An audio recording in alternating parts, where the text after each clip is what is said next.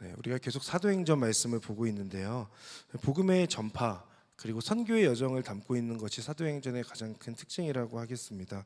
그 안에 담겨 있는 내용을 본다면 결국은 복음 그리고 그 복음으로 인하여 얻게 되는 기쁨의 이야기를 사도행전에서 하고 있죠. 예수님께서 십자가에서 죽으시고 하나님의 오른편 부활하셔서 하나님의 오른편에 계신다. 이 사실을 믿으면 구원받는다는 것, 이것이 복음이었습니다. 사도행전에서는 계속해서 그 사실을 만나는 사람들에게 가는 곳마다 전하는 사도들의 이야기라는 것을 우리가 계속해서 보고 있죠.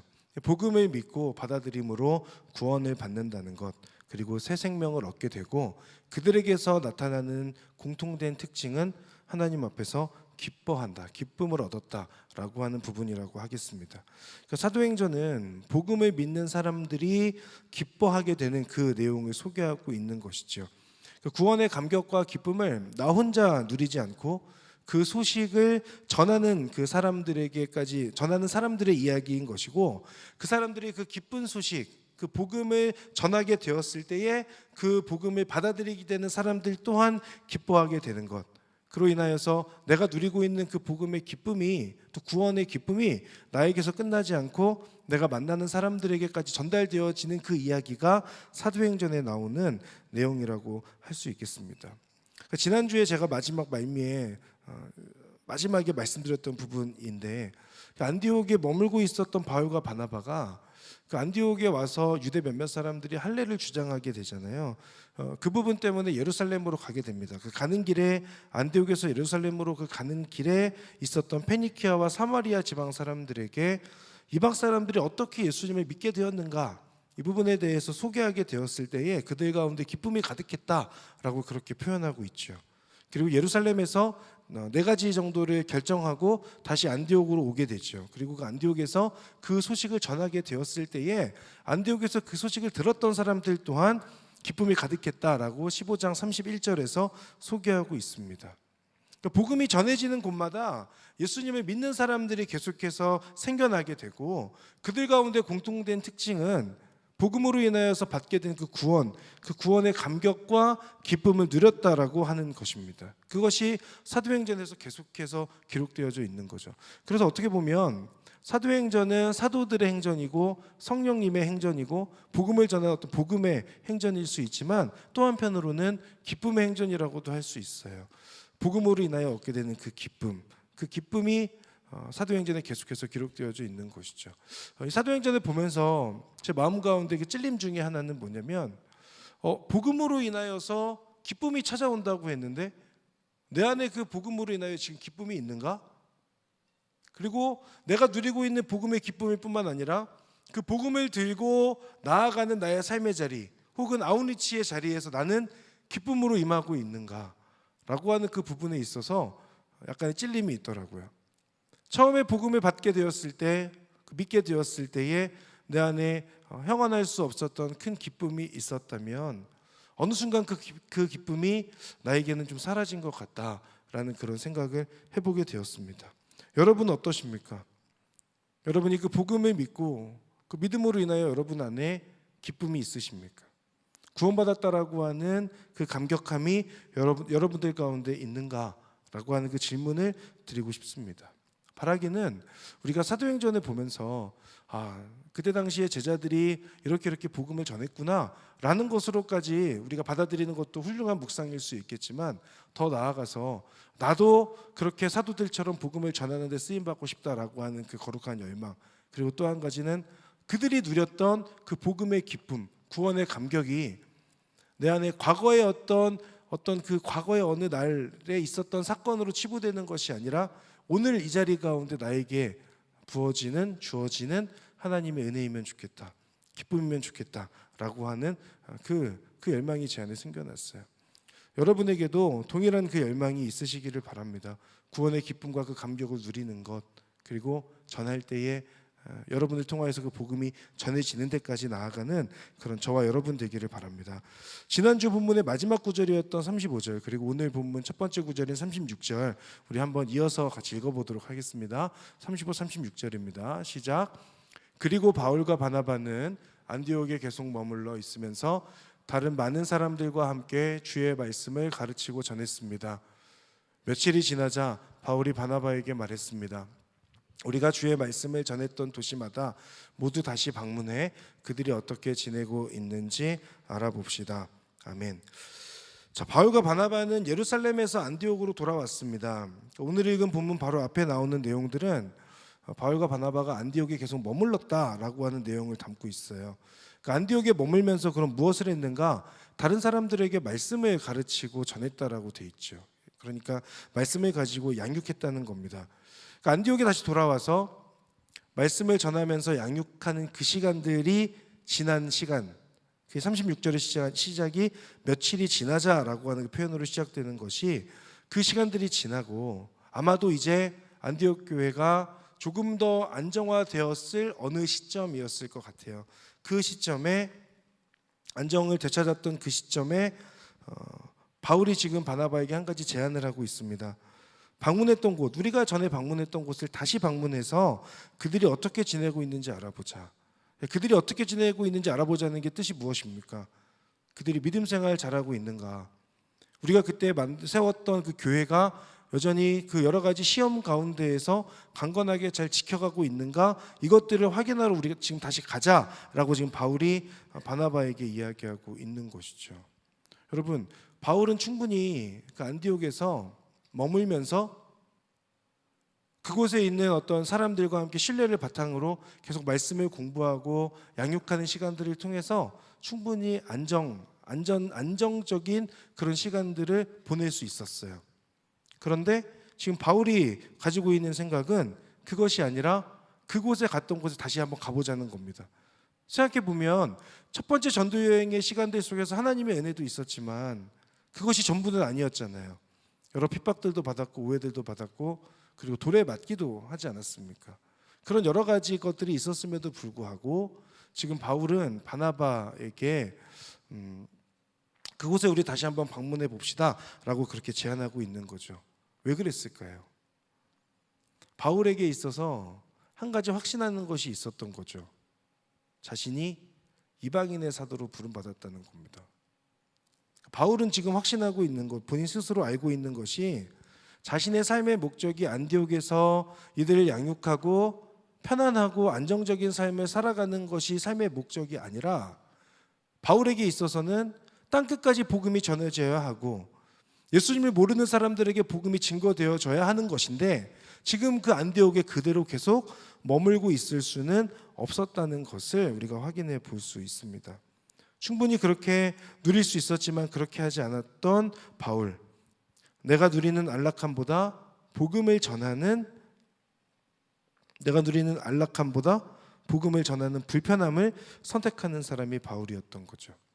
그 어려움 앞에서도 그리고 이 첫 번째 전도 여행에 대한 어떤 좋은 기억도 있지만 안 좋은 기억을 가지고 있는 그 상황 속에서 다시 그곳에 가자라고 말할 수 있었던 그 비결은 사도 바울이 가지고 있었던 자신의 소명에 대한 분명한 확신, 그리고 이대로 머물 수 없다라고 하는 그 열정이 아니었을까 싶습니다. 그리고 그 사도 바울의 제안에 의해서 두 번째 전도 여행이 시작이 되는 거죠. 이를 통해서 우리가 보게 되는 것은 사도 바울이라고 하는 사람은 부르심을 쫓아가는 사람이었다는 겁니다. 자신의 삶에 있어서 가장 중요한 것이 무엇이었는가?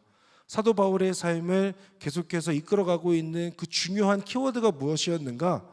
하나님의 부르심, 소명이라고 하는 거죠. 사도 바울은 자신이 이 땅에서 하나님께서 무엇을 위하여서 지금 이렇게까지 과거의 시간들을 흘러오게 하셨고 자신을 구원하여 주셨는지를 확실하게 알고 있는 거예요. 그리고 그 소명 앞에서 그대로 머물러 있지 않고 계속해서 또 다른 불편함을 향하여서 복음을 전하는 그 담대함의 발길로 나아가고 있는 것이 사도 바울의 모습이라고 하는 겁니다. 여러분, 여러분의 삶이 안정적으로 그냥 그렇게 흘러가도록 내버려 두지 않게 하는 여러분에게 주신 하나님의 소명이 무엇입니까? 지금의 삶의 자리에서 그 씨름하면서 계속해서 하나님을 전하는 것, 그리고 내가 삶으로 하나님을 증거하는 것으로까지 나아가는 내 삶에 어떤 그런 거룩한 씨름이 있는가? 아니면 지금 그냥 내 삶이 어느 정도 안정되었으니까 그냥 지금 정도에 머물면 되겠다, 이 정도면 꽤 괜찮은 거지 라고 생각하고 그렇게 그냥 살아가고 있는가? 여러분, 우리에게 있어서 사도 바울을 보면서 우리에게 필요한 깨달음 중에 하나는 지금의 삶에 안주하는 것이 아니고 어떻게 하면 하나님을 위해서 내가 서 있는 곳에서 복음을 증거하는 삶을 살 것인가 라고 하는 그 부분, 그로 인하여서 나를 위한 안락함보다 주님을 위한 불편함을 선택하는 사람들이 되는 것, 그것이 바로 우리가 사도 바울의 모습을 통해서 보게 되는 또 배울 점이 아닌가 싶습니다. 이런 맥락 속에서 오늘 본문을 살펴보면 오늘 본문은 세 부분으로 나눌 수 있어요. 첫 번째는 15장 36절에서부터 41절까지의 내용은 바울과 바나바의 갈등의 부분입니다. 그리고 16장 1절에서부터 5절까지의 내용은 디모데에게 할례를 행하는 그런 부분이고, 16장 6절에서부터 10절까지의 내용은 드로아에서 환상을 보게 되는 그 내용을 기록하고 있습니다. 이 세 가지의 내용이 다 별개의 내용인 것 같지만 그 세 가지 내용들을 보면 한 가지 공통점이 있습니다. 그것은 그 본문에 등장하고 있는 사람들이 서로 다른 생각을 하고 있다는 점이에요. 서로 다른 생각을 하면서 이들 가운데 갈등도 생겨나고, 그리고 할례를 행하게도 되고, 그리고 마케도니아로 가게 되는 그런 일들이 일어나는 것이죠. 그래서 오늘 설교의 제목이 이렇게 된 겁니다. 내 생각은 너의 생각과 다르다. 처음엔 나의 생각은 너의 생각과 달라서라고 했다가 조금이라도 줄여야 되겠다라고 해서 줄이게 됐어요. 우리가 이 부분에서 세 가지를 나누려고 하는데, 첫 번째는 바울과 바나바의 갈등입니다. 이 갈등은 마가 요한에 의해서 일어난 갈등이에요. 바울의 생각과 바나바의 생각이 달랐고, 또 이 둘에 대한 하나님의 생각도 달랐다라고 하는 부분을 확인할 수 있습니다. 마가 요한은 지금 1차 전도 여행 중간에 돌아간 사람이에요. 무슨 얘기냐면 바울과 바나바의 갈등의 이유가 마가 요한이었잖아요. 마가 요한을 데려가냐 데려가지 않느냐로 둘이 지금 싸웠던 거잖아요. 바나바는 마가 요한을 데리고 가자고 얘기했고, 사도 바울은 얘랑 같이 갈 수 없어라고 그렇게 이야기했던 거죠.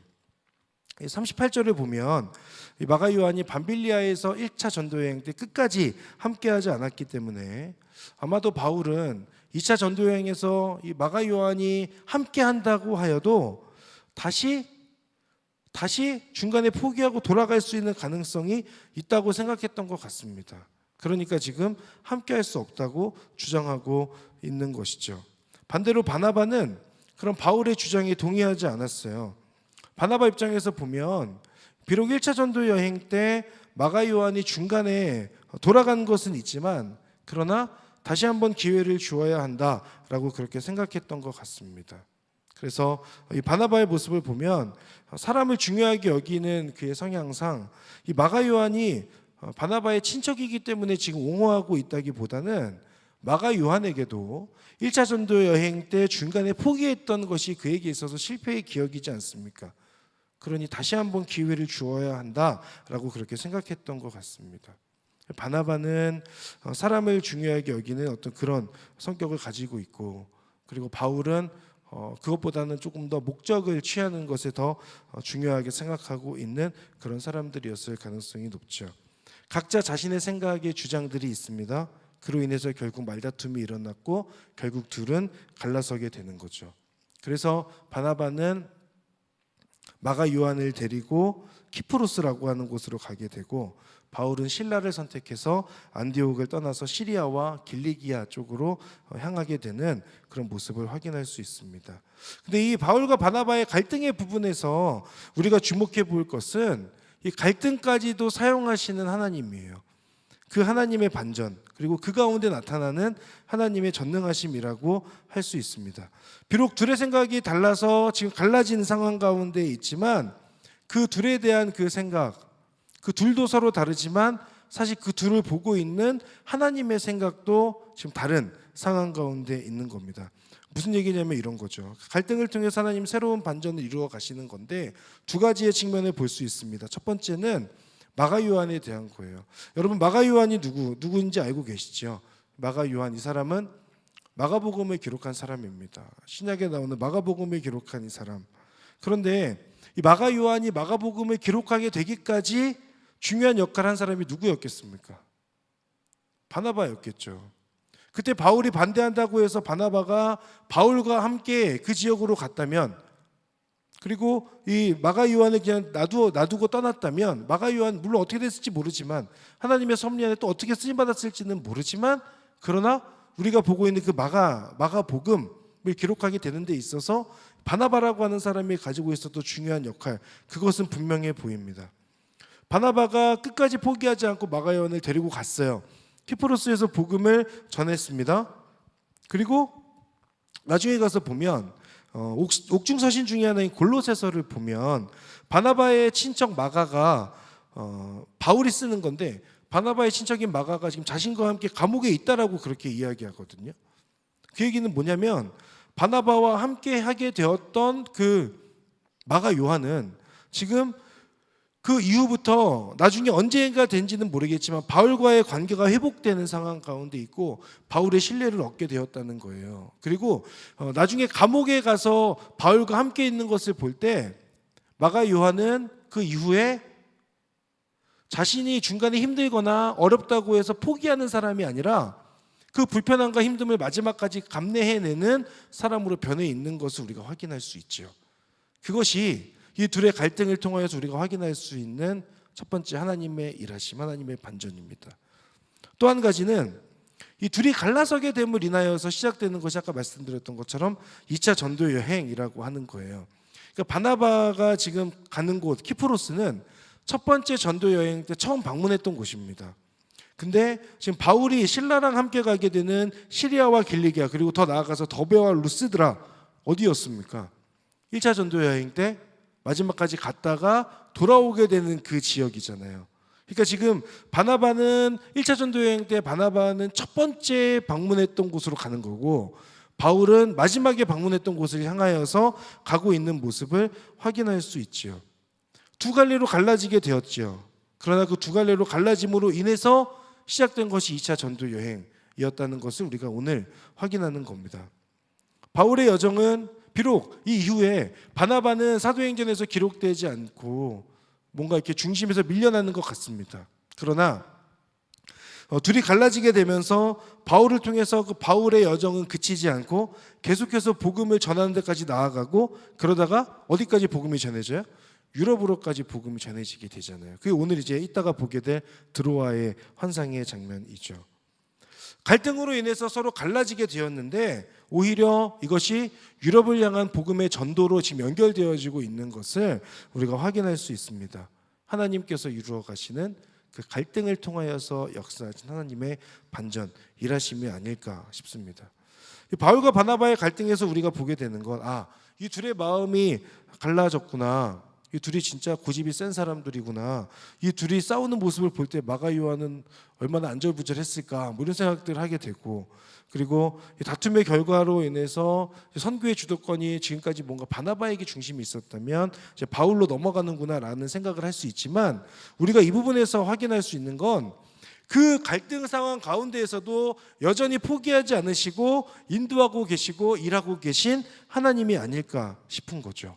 그 안에 담겨있는 하나님의 그 전능하심을 보게 되는 겁니다. 사람의 부족함까지도 품으시고 채우시며 새로운 길을 만드시는 하나님이다라고 하는 것을 확인할 수 있죠. 여러분, 나중에 바울과 바나바가 시간이 지난 후에 둘이 갈라서게 되었던 이때의 시점을 가지고 다시 이렇게 생각해 본다면 이 둘이 어떤 고백을 하게 되었을까요? 뭔가 둘의 감정이 여전히 남아 있어서 그 바나바 바울 고집 센 놈 이렇게 했을까요? 아마도 나중에 시간이 지나서 이때의 사건을 생각해 보면 이 둘의 고백도 동일했을 겁니다. 그때 우리가 각자 생각이 달라서 갈라지게 되었지만 그러나 그 가운데에 하나님의 인도하심이 있었구나. 그 하나님의 인도하심 가운데 우리가 그때 당시에는 몰랐으나 지금 와서 보니 그랬던 거구나라는 것을 깨닫게 되는 것 아닐까. 여러분 생각해 보십시오. 우리가 시간이 지나서 과거의 일을 생각해 보면 그때 당시에는 보이지 않았던 것들이 보이지 않습니까? 그때는 왜 이렇게 힘들었는지, 또 왜 그렇게 어려웠었는지, 내 안에 왜 그렇게 분노가 있었는지. 근데 시간이 지나고 나서 보면 그 사건을 다시 생각해 보면 그 가운데 하나님의 섭리가 있고 하나님의 인도하심이 있지 않았을까. 그것이 우리 그리스도인들이 고백하게 되는 것이지 않습니까? 그러니 그 가운데 우리가 기억할 것은 지금 이 시점 가운데 현재 진행형으로 하나님의 일하심이 우리에게 임하고 있다라고 하는 그 사실이죠. 하나님께서 지금도 우리의 삶에 개입하시고 간섭하고 계신다라고 하는 것, 그 사실이 우리가 하나님을 경외하고 신뢰할 수 있는 그 근거가 되는 것입니다. 하나님의 손안에 있다라고 하는 것, 내가 지금 당장은 잘 모르겠지만 그러나 그 모르겠는 지금의 그 상황들이 하나님께서 내 삶을 빚어가시는 그런 계획 가운데에 한 단계에 있구나라고 하는 그 믿음, 그 믿음이 하나님을 향한 다시금 신뢰와 하나님을 향한 그 경외함의 표시를 올려드릴 수 있게 되는 것이죠. 하나님의 손 안에 있으니, 하나님의 손 안에 있는 인생이니 범죄해도 괜찮겠다, 그냥 내 마음대로 살아도 된다라고 하는 그런 방종이 아니라 하나님을 경외하고 그 안에서 누리는 자유를 갈망하면서 전능하신 하나님의 그 일하심을 경험하게 되는 것, 그런 인생이 되는 저와 여러분 되기를 바랍니다. 두 번째로 우리가 볼 것은 16장 1절에서부터 5절인데 디모데에게 할례를 행하는 장면입니다. 디모데에게 할례를 행할 때에 바울의 생각과 디모데의 생각이 달랐다는 것, 그리고 그 가운데 있었던 루스드라 사람들의 생각도 사실은 다른 그런 상황 가운데 있어요. 그러니까 바울은 신라와 함께 더베 루스드라로 가죠. 루스드라가 어디입니까? 바울이 돌에 맞았던 곳이잖아요. 돌에 맞았던 그곳에 바울은 당당히 다시 찾아갑니다. 근데 그 루스드라에는 디모데라고 하는 사람이 살고 있었어요. 이 사람은 어머니는 유대 사람이었고 아버지는 헬라 사람, 그리스 사람이었습니다.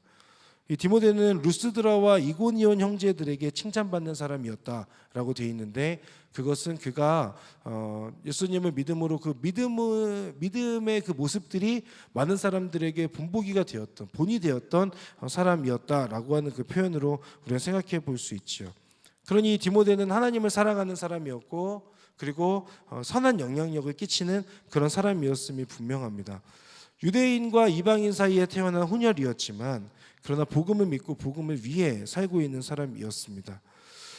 바울이 봤을 때 디모데가 너무 좋은 거예요. 이 친구를 보니까 너무 신실한 것 같고 복음의 열정도 있는 것 같고 담대함도 있는 것 같은 거죠. 그러니까 지금 이 전도 여행을 하는데 이 디모데와 함께 하고 싶었습니다. 바울도 참 사람을 가리는 그런 사람이었던 것이, 사실은 이 마가 요한이랑도 함께 할 수 있으면 함께 할 수 있었을 텐데 끝까지 함께하지 않았잖아요. 그런데 지금 굳이 디모데를 데려가고자 하는 그런 이 모습을 보면서 이 바울이라고 하는 이 사람 진짜 목적지향적인 사람이구나. 내가 그때 당시에 바울과 함께했다면 잘 어울렸을까? 안 어울렸을까? 뭐 이런 생각들을 하게 됐습니다. 어쨌든 이 바울 입장에서 디모데를 어떻게든 데려가고 싶었죠. 그런데 한 가지 독특한 장면이 나옵니다. 3절의 말씀인데 3절 말씀 우리 함께 볼까요? 3절 같이 읽어보겠습니다. 시작. 바울은 전도 여행에 그를 데려가고 싶었습니다. 그래서 그 지역에 사는 유대 사람들 때문에 그에게 할례를 주었습니다. 그것은 그의 아버지가 그리스 사람이라는 사실을 그들 모두가 알고 있었기 때문입니다. 안디옥 교회의 할례가 문제였지 않습니까? 그것 때문에 지금 예루살렘까지 가서 이 할례가 필요 없다는 것을 결정짓고 왔던 바울이잖아요. 그런데 지금 디모데를 만나서는 디모데에게는 할례를 행하고 있는 그 모습이 너무 이중적으로 보여지는 것 같기도 합니다. 모순적인 행동. 하지만 바울이 이렇게 하게 되었던 그 이유를 오늘 3절에서 또 이야기하고 있죠. 그래서 그 지역에 사는 유대 사람들 때문에 그에게 할례를 주었다라고 이야기합니다. 지금 디모데의 아버지는 그리스 사람이지만 어머니 유대 사람이었잖아요. 유대 사람들이 볼 때 이 디모데는 유대인이기도 한 거예요. 그러니까 바울이 생각할 때 디모데를 통해 얘가 지금 복음의 열정을 가지고 있는 친구인데 어떻게든 복음을 증거하고자 하는 사람인데 이 사람을 통해서 이방 땅에 가면은 첫 번째 갔던 곳이 회당이었지 않습니까? 유대인들이 모이는 곳. 거기 가서 효과적으로 복음을 전하기 위해서는 이 디모데도 할례를 행할 필요가 있다고 본 거예요. 그것이 지금 바울이 고민하다가 내리게 된 결정. 그래서 디모데가 할례를 행하는 것이 맞다라고 하게 됐던 거죠. 상황에 따라서 혹은 어떤 기회에 따라서 사람이 달라지는 어떤 그런 모습을 가지고 있는 바울이 아니라 지금 바울에게 있어서 계속해서 가지고 가는 한 가지 분명한 기준이 있습니다. 어떻게 하면 복음을 더 잘 전할 수 있을 것인가? 어떻게 하면 복음을 더 증거할 수 있을 것인가? 어떻게 하면 그 복음으로 인해서 한 사람이라도 하나님께로 다시금 돌아오게 할 것인가? 지금 바울에게 있어서 가장 중요한 그 모든 문제의 결정에 있어서는 이 부분이 지금 이렇게 작동하고 있는 것이죠. 그리고 바울의 그런 마음을 가지고 처음에 디모데가 동의했을지 모르지만, 하지만 바울이 디모데에게 그 이야기를 하였을 때에 디모데는 아직까지 할례를 행하지 않았었던 사람이잖아요. 할례는 원래 유대인들이 태어나자마자 8일 만에 행하는 게 할례였잖아요. 근데 아직까지 할례를 행하지 않았다는 건 앞으로도 행할 생각이 없었다는 거예요, 사실. 그런데 바울이 그 이야기를 했을 때 디모데가 처음에 어떻게 생각했을지 모르지만 결국은 동의하게 되죠. 그래서 할례를 순순히 행하는 그런 모습을 볼 수 있습니다. 바울의 생각은 디모데의 생각과 달랐을 수 있습니다. 동시에 루스드라에 있던 사람들, 그리스도인들도 이해가 안 되는 거예요. 바울 저 사람이 지금 얘기하는 거 보니까 저 사람 분명히 할례가 필요 없다고 했던 사람인 것 같은데 왜 지금 할례를 행하라고 이야기하고 있지? 그들 안에 있었던, 함께하고 있었던 그리스도인들도 이해가 되지 않는 거죠. 그러나 바울은 스스로 율법에 얽매이지 않는다라고 말하면서도 사실 복음을 위해서는 스스로 율법에 얽매이고 있는 모습을 우리가 확인할 수 있습니다. 오히려 더 나아가서 지금 디모데에게 할례를 행하는 것은 바울에게 있어서 할례라는 것이 진짜 별로 중요하지 않은 거예요. 이 사람에게 있어서 복음이라고 하는 것에 있어서 이 할례는 진짜 해도 되고 안 해도 되는 문제였던 겁니다. 오히려 유대인들은 이것을 본질이라고 봤다면 정말 바울에게는 전혀 중요하지 않은 비본질적인 것이 할례였다라고 하는 거죠. 이것의 결과가 무엇이냐? 5절에 나오는데 교회들은 믿음 안에서 더욱 굳건해지고 그 수가 날마다 늘어났습니다 라고 그렇게 이야기하죠. 교회는 굳건해지고 계속해서 구원받는 사람들이 늘어나는 것, 본질을 붙들고자 비본질적인 것에서부터 자유해지고 복음을 위하여서 본질과 비본질 모두를 사도 바울의 표현대로 배설물로 여기고 나니까 그에게 남는 것은 순수한 복음이었던 거예요. 그 순수한 복음을 전하게 되었을 때에 그 가운데 많은 교회들, 많은 사람들이 더욱더 굳건하게 세워지고 믿는 사람들이 날마다 늘어나게 되었던 거죠. 복음을 붙들고 복음 안에 거하고 복음을 전하는 사람이 되는 것, 그것이 우리가 바울에게서 보게 되는 모습입니다. 때로는 우리의 마음에 불편함이 찾아오는 부분들이 있을 수 있습니다. 양심의 거리낌이 있을 수도 있고 옳고 그름의 혼란함 등이 있을 수도 있지만 바울처럼 그 선택의 기준, 정답의 기준을 복음이라고 하는 것에 둔다면 그 복음 앞에서 오히려 우리가 가지고 있는 문제들은, 그 문제의 해답들은 오히려 간단해질 수 있지 않을까. 그렇기에 우리가 복음으로 살아가는 그리스도인 그리고 교회는요, 사실은 복음 안에서 답답하고 고리타분한 사람들의 모임이 아닙니다. 세상 사람들은 그리스도인들을 보면서 쟤는 너무 답답하고 대화가 안 통해 라고 이야기하지만 그것은 복음의 영역에 있어서는 대화 타협이 있을 수 없겠죠. 그러나 복음 외적인 부분에서는 얼마든지 자유로울 수 있는 사람들이 그리스도인이 아닌가, 교회가 아닌가라는 생각들을 해보게 됩니다. 복음 안에서 우리가 누리는 자유함이 있는가? 복음이라고 하는 분명한 기준을 붙잡아 두고 양쪽을 다 아우를 수 있고 어디에서든지 그 복음을 붙들고 있다면 어디에 가든 어떤 문화에 가든 어떤 사람을 만나든 우리의 중심은 잃지 않되 그들과 어울릴 수 있는 사람이 되는 것, 그것이 오늘 바울의 모습을 통해서 보게 되는 두 번째 부분이라고 할 수 있어요. 그리고 세 번째 부분은 16장 6절에서부터 10절까지 나오는 내용인데 드로아에서 보는 환상입니다. 이 부분에서 우리가 보게 되는 것은 바울의 생각과 하나님의 생각이 달랐다는 거예요. 바울의 생각과 하나님의 생각이 달랐다고 하는 부분입니다. 이 부분에서 두드러지는 특징은 바울의 일행을 막으시는 겁니다. 아시아 지역에서 계속 복음을 전하고자 했어요. 그런데 6절 보면 성령께서 이것을 막으셨다. 정확하게 기록되어 있지는 않지만 아마도 바울이 아시아에서 복음을 계속 전하면서 하나님 앞에 기도하는데 지금까지는 성령님께서 도와주시는 것 같고 무언가 말씀하시는 것 같았는데 지금 이곳에서 전도를 하고 있음에도 불구하고 성령님께서 무언가 뭔가 성령님과 이게 소통하고 있는 것 같지 않은 그런 느낌을 아마 바울이 받았던 것 같아요. 그러니까 그 가운데에 뭔가 하나님의 뜻이 여기가 아니다라고 하는 그 생각이 들게 되고 계속해서 기도하는 가운데 하나님께서 지금 이것을 원하시지 않으시는구나라고 하는 것에 대한 분명한 생각을 하게 되고 이제 그런 행동을 하게 되는 거죠. 그런데 그때 바울과 그 일행이 무엇을 했느냐? 성령님께서 막으시니까 그냥 아무것도 안 해야지, 가만히 있어야지라고 하고 있었던 것이 아니라 성령 하나님께서 지금 막으시고 계시니 그렇다면 이것이 아니라 다른 것을 해야 되겠다. 멈추지 않고 포기하지 않고 다른 지방으로 가야 되겠다. 그래서 선택한 지역이 부르기아 갈라디아 지방을 거쳐서 무시아를 지나서 비두니아라고 하는 곳으로까지 가는 거였죠. 그런데 이것까지도 예수의 영, 성령께서 허락하지 않으셨다라고 그렇게 기록합니다.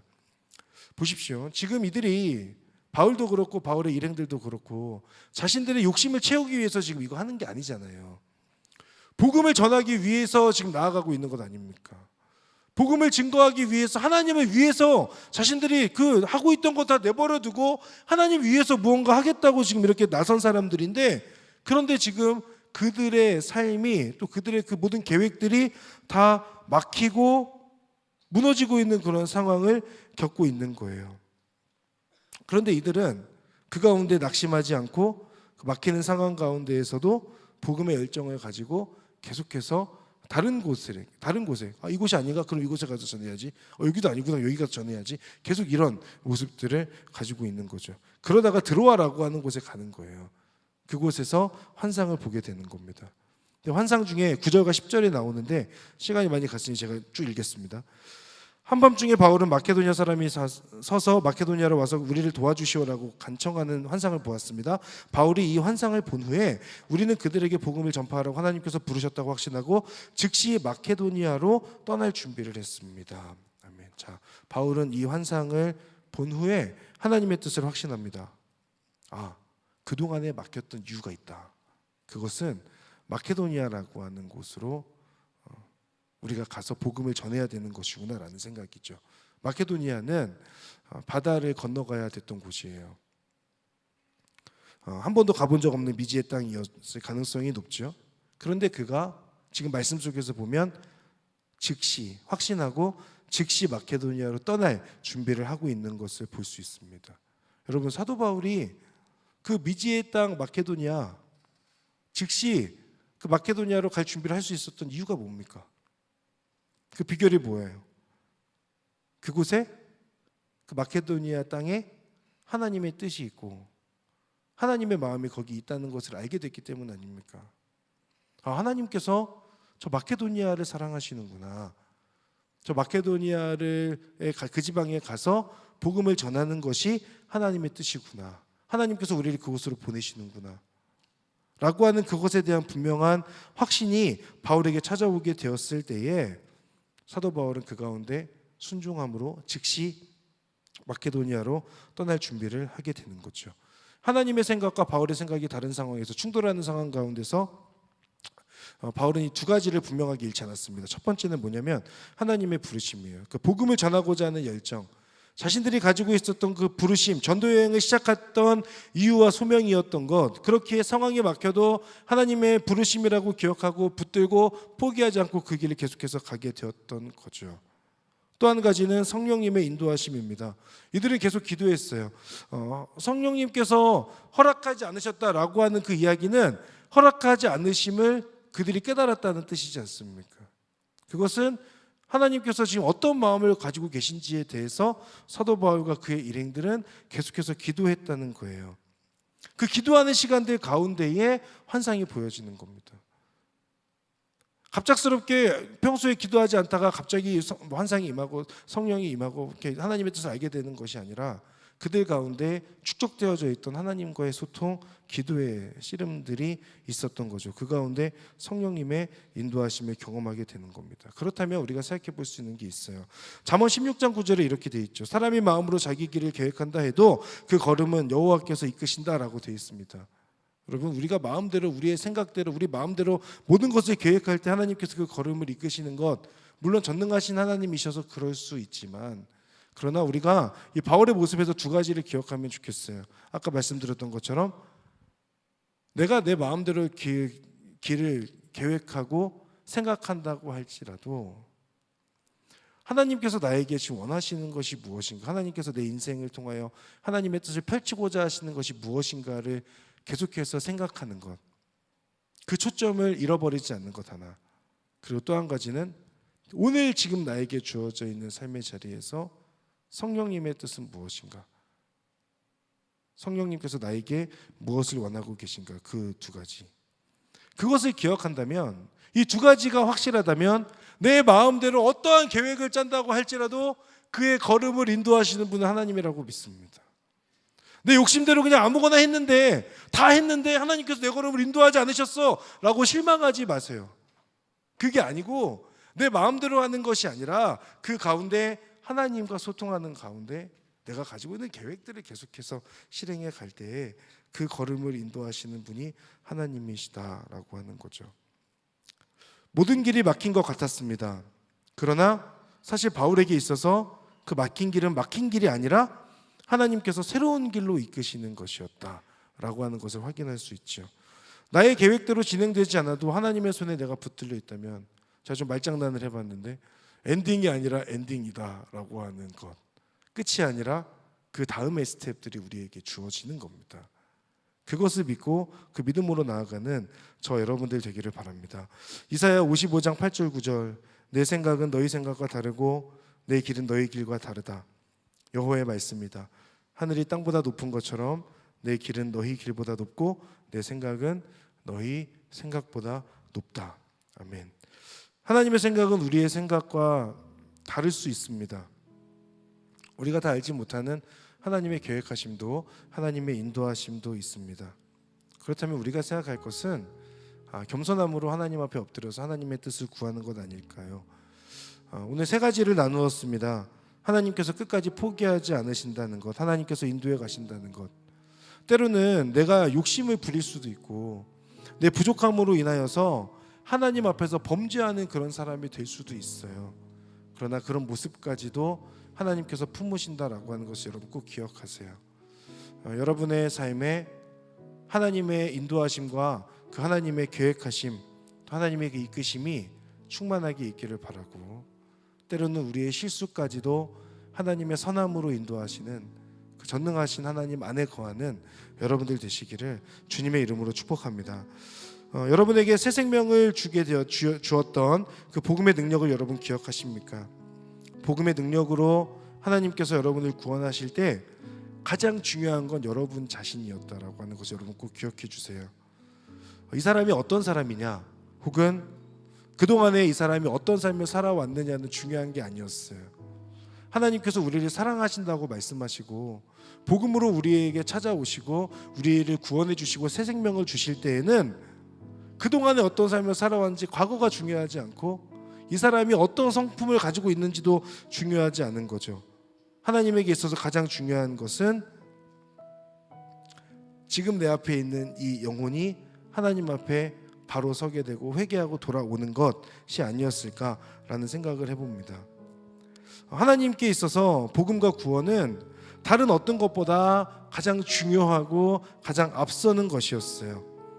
여러분, 그렇게 우리가 구원받은 거예요. 다른 어떤 것 생각하지 않고 어떤 판단 가운데 있지 않고 여러분 자신만을 하나님께서 지켜보고 계시고 여러분의 마음 가운데로 하나님께서 쏙 들어가신 그 사건인 거죠. 여러분이 그렇게 구원을 받았으니까 여러분의 삶의 자리에서도 복음을 최우선하는 사람 될 수 있기를 바라고, 여러분에게 충만한 그 복음의 은혜가 여러분들 안에 누려지는 은혜일 뿐 아니라 여러분 주변에 있는 사람들에게까지 온전히 전해지는 데 쓰임받는 그런 복음의 사람, 그래서 그 복음 안에서 때로는 매여 있을 수 있고 그리고 때로는 자유할 수도 있는 하나님의 사람 여러분 되시기를 간절히 바랍니다. 마지막은 나의 계획이 막히고 답답할 때 여러분 두 가지를 꼭 기억하자고 말씀드렸습니다. 나를 향한 하나님의 부르심이 무엇인가, 그리고 또 한 가지는 성령님의 뜻은 무엇인가 라고 하는 것. 그렇다면 여러분의 삶은 막힌 길이 아니라 열린 길로, 끝이 아니라 시작이 될 줄 믿습니다. 나를 향한 하나님의 뜻과 생각을 기억하며 하나님을 붙드는 삶을 살아가십시오.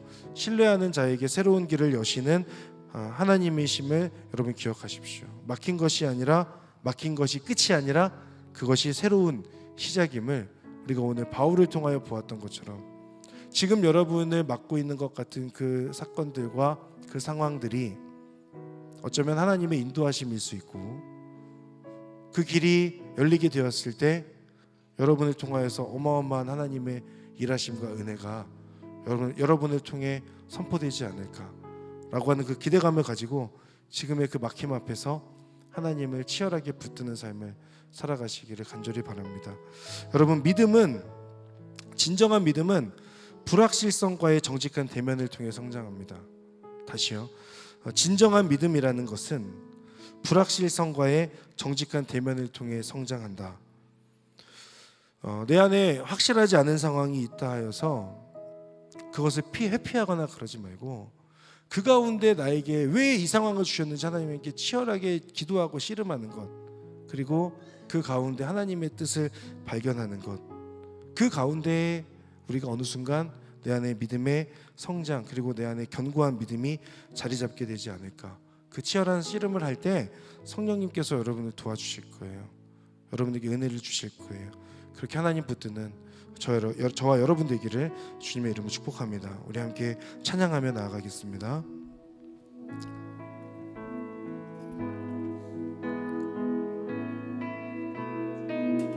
주님 내 길을 잘 아시고, 주님 내 길을 잘 아시고 내 걸음 아시네. 어둠에서 빛을 내시는 그분을 믿네. 무엇으로 주를 섬길지, 어디로 가야 할지 헤매이는 나를 아시고 길을 여시네. 주님 내 길을 잘 아시고 내 걸음 아시네. 어둠에서 빛을 내시는 그분을 믿네. 무엇으로 주를 섬길지, 어디로 가야 할지 헤매이는 나를 아시고 길을 여시네. 내 삶은 주의 것, 내 삶은 주의 것, 온전한 신뢰를 주께 드리네. 보이지 않아도 믿음으로 걷네. 주 영광 바라보며 주만 따라 내 삶은 주의 것, 내 삶은 주의 것, 내 삶은 주의 것, 온전한 신뢰를 주께 드리네. 보이지 않아도 믿음으로 걷네. 주 영광 바라보며 이 시간에 함께 기도하며 나아갈 때에 내 삶에 막힌 것과 같은 그런 상황이 있을 수 있지만, 여러분 그 막힌 것 또한 하나님께서 인도하시는 그 하나님의 섭리임을 여러분 기억하십시오. 우리 시간 함께 기도하며 나아갈 때에 하나님, 저의 삶에 필요한 부분들, 제가 반드시 뛰어넘어야 될 저의 삶에 어떤 영역이 있습니다. 그런데 계속해서 무언가 막히는 것 같고, 또 때로는 하나님께서 원하시지 않는 것 같은, 하나님께서 막으시는 것 같은 그런 느낌을 받을 때도 있습니다. 하나님, 그러나 바울이 그러하였던 것처럼 하나님께서 나에게 원하시는 것이 무엇인가 그 부르심을 기억하고 성령님은 지금 나에게 무엇을 말씀하시는지에 대해서 늘 깨어있는 삶이 될 수 있도록 인도하여 주시옵소서. 하나님, 이것을 포기하지 않고 믿음으로 걸어가며 그 믿음의 씨름을 할 때에 하나님, 그 가운데 그 막힌 담이 하나님의 섭리이고 하나님의 인도하심을 믿음으로 받아볼 수 있도록 하나님 인도하여 주시고, 더욱더 바라기는 그 시간들을 통하여서 하나님의 그 인도하심을 받는 인생이 될 수 있도록 하나님 이끄시고 함께하여 주시옵소서. 하나님께서 이끌어가 주시는 대로 온전히 이끌림받는 인생 될 수 있도록 저의 인생 가운데 함께하시고 섭리하시고 계획하시고 역사하여 주시옵소서. 우리 이 시간 이 부분을 놓고 하나님 앞에 주여 한번 부르며 하나님의 인도하심을 간구하며 기도하며 나아가겠습니다. 주여! 사랑하는 하나님, 하나님의 은혜를 간절히 구하며 하나님을 바라보는 믿음으로 나아가기를 소망합니다. 주님께서 홀로 영광 받아주시고 함께하여 주심으로 하나님의 그 이끄심과 은혜를 갈망하며 하나님 붙들고 나아갈 수 있도록 주여 인도하시고 역사하여 주시옵소서. 아버지 하나님, 믿음으로 나아가는 하나님의 사람들이 되기를 소망합니다. 주님, 내 길을 알고 계시기에 내 생각은 너희의 생각과 다르고 내 길은 너희의 길과 다르다. 여호와의 말씀이다. 하늘이 땅보다 높은 것처럼 내 길은 너희의 길보다 높고 내 생각은 너희의 생각보다 높다. 하나님의 말씀이 하나님 나의 믿음의 고백이 되기를 소망합니다. 지금의 나의 삶이 전부가 아니라 하나님께서 이끌어가 주시는 하나님의 이끄심 속에 있음을 기억하며 하나님의 계획하심과 하나님의 섭리하심 가운데 있는 나의 인생이 될 수 있도록 주여 인도하시고 함께하여 주시옵소서. 하나님의 뜻을 따라가기를 소망합니다. 주님의 도우심 속에 아버지를 붙들고 믿음으로 나아가는 하나님의 자녀들이 되기를 소망하오니 주님께서 홀로 영광 받아주시고 함께하여 주십시오. 하나님의 은혜를 간절히 구하며 아버지 믿음으로 살아가는 자들 될 수 있도록 아버지 인도하시고 함께하여 주옵소서. 하나님의 뜻을 따라가는 하나님의 자녀들 되기를 소망합니다. 주여 홀로 영광 받아주시고 함께하여 주셔서 하나님의 은혜가 오늘 아버지를 바라보며 나아가도록 주여 인도하시고 함께하여 주십시오. 이 시간에 한 가지를 위해서 한 번 더 기도하며 나아갈 때에 하나님께 있어서 우리에게 복음을 증거하여 주실 때에 하나님은 우리 영혼, 우리가 예수님을 믿게 되는 그것 외에 다른 것에는 관심이 없으셨어요. 그 이야기는 우리가 복음을 붙들고 복음을 가지고 살아갈 때도 동일한 마음으로 그 복음을 대해야 된다는 겁니다. 복음을 위해서라면 때로는 내가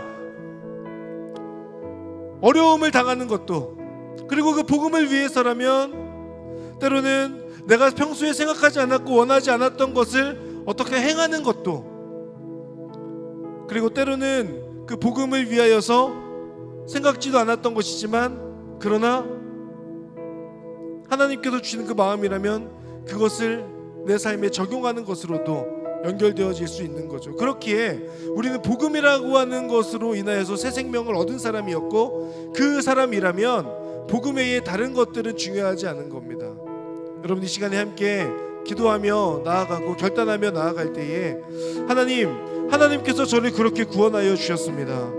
그 복음을 붙들고 살아가는 자가 되기를 소망합니다. 하나님, 그 복음을 위하여서 살아가는 헌신하는 인생이 될 수 있도록 인도하여 주시옵소서. 복음 외에 다른 것들은 배설물로 여길 수 있게 하여 주시고 하나님, 그 다른 어떤 것도 복음보다 우선하지 않는 삶이 될 수 있도록 저의 삶을 붙들어 주시고 인도하여 주시옵소서. 우리 그 마지막 결단을 놓고 하나님 앞에 주여 한번 부르며 한 번 더 기도하며 나아갑니다. 주여! 사랑하는 하나님, 한 번 더 기도하는 것은 주님께서 우리에게 복음을 주실 때에 새 생명을 주시고 구원하여 주실 때에 하나님께서 가지고 계신 그 생각과 뜻은 중요하지 않고 어떻게 하면 이 아이가 복음을 받아들일 것인가, 이것이 가장 중요했던 것을 봅니다. 아버지 하나님, 우리의 삶이 그렇게 되기를 간절히 원합니다.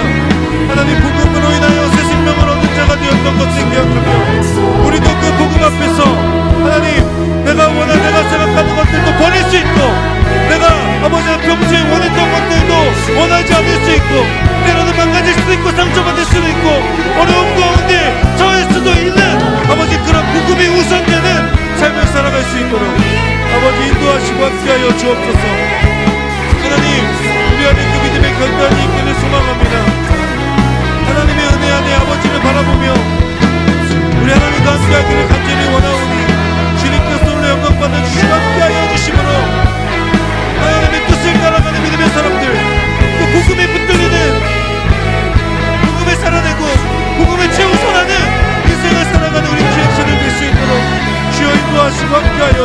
주셔서 그렇게 믿음으로 나아가는 하나님의 자녀들이 될 수 있도록 아버지 인도하시고 함께하여 주시옵소서.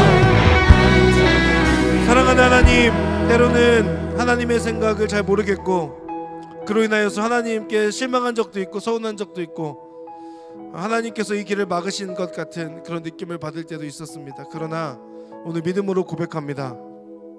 하나님, 그 모든 상황이 하나님의 손 안에 있습니다. 하나님의 계획하심 가운데 있습니다. 하나님의 일하심에 지금도 진행 중임을 우리가 믿고 나아가는 우리 귀한 예배자들 될 수 있도록 인도하여 주시옵소서. 하나님의 그 은혜와 섭리는, 하나님의 그 계획하심은 어떤 상황 가운데서도 끊어지지 않음을 우리가 기억하며 그렇기에 다시금 일어나 눈을 들어 주님을 바라볼 수 있는 믿음의 결단으로 살아가는 우리들 될 수 있도록 인도하시고 함께하여 주시옵소서. 그렇게 역사하실 하나님의 이름을 찬양합니다. 감사드리며 예수님의 이름으로 기도합니다. 아멘.